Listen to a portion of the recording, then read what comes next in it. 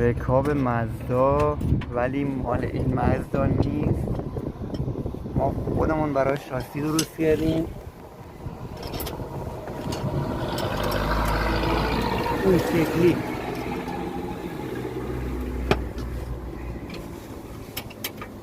یکی به این لوله جلو، یکی هم به شاسی عقب.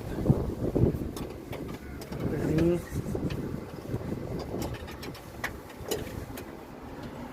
حسین جان خوبی؟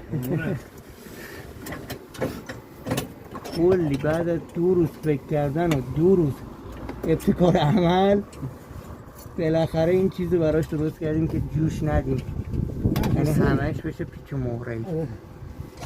یکی این مزدای 88 ولی جا واسه رکاب و سپر نداشت. این سپر هم باز خودمون براش طراحی کردیم. ببینید دقیقا رو بریدیم، جوش دادیم روش، از بالا یکی از پیچای شاسی سپر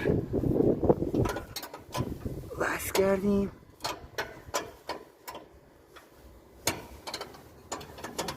همچین شکلی ازش داریم.